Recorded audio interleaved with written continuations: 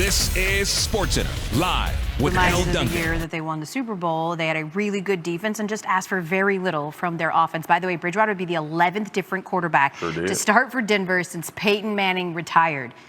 What? Marcus Spears joining us on ESPN. Minutes away from that game here on ESPN, following us on SportsCenter. Hi, Elle. Hi, Kevin. Obviously, a lot of news in the NFL, including the fact that the Patriots traded Sony Michel to the Rams. He'll join Matt Stafford, who is the subject of our cover story this month. Seth Wickersham with an incredible story about Matt Stafford's journey from Detroit to LA. That is coming up in just a minute here on SportsCenter, Kev.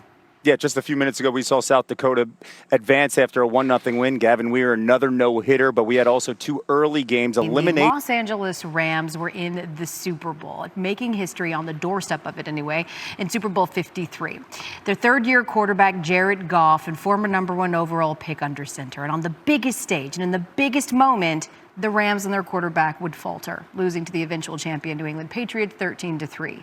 2 years later, everything would change, and one of the most unlikely transactions in NFL history would take shape, sending another former #1 overall pick to the City of Angels. Seth Wickersham has more for ESPN's cover story.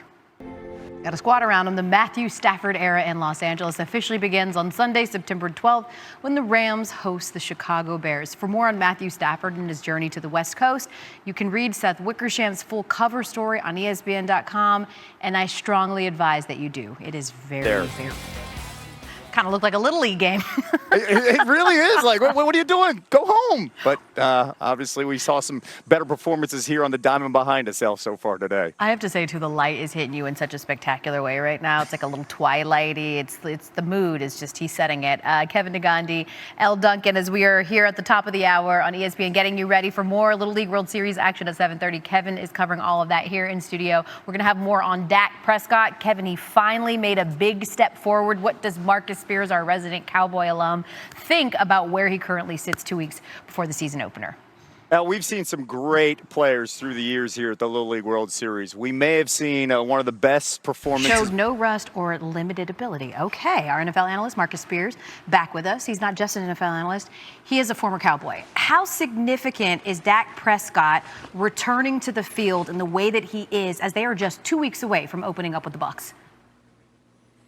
Well, first of all, let me say it's what I expected while pandemonium was going on. Run through that offensive line, and Zeke and Dak will make plays. I love that Marcus Spears is exasperated hyperbole and theatrics and drama surrounding the Cowboys, as though that's not, they go hand in hand, Marcus Spears. All right, let's talk about another quarterback returning from week on the Bengals saying that, or playing Burrow this Saturday or Sunday instead of waiting until the regular season starts.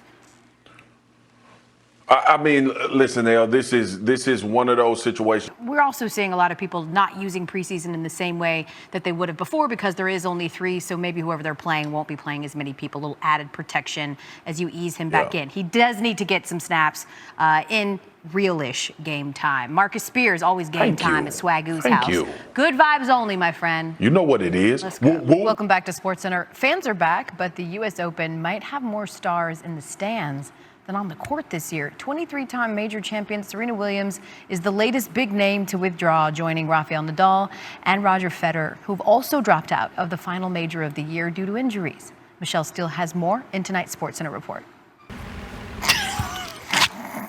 Yo, anything for TV. I was killing it back in 1991, Elle. Killing it with the locks in the back. I was more embarrassed about the You said that was a curl. I swore that was a rat tail. And I was like, please tell me Kevin Negandhi was not just running around Pennsylvania with a rat tail in the 90s. No. There was no rat tail. I had a whole bunch of curls here. A little. It was very Barry Melrose-esque. Trust me. I made Barry proud. I love how he shook his hair throughout the whole entire thing as well, right? Like he got very much the Bryce Harper.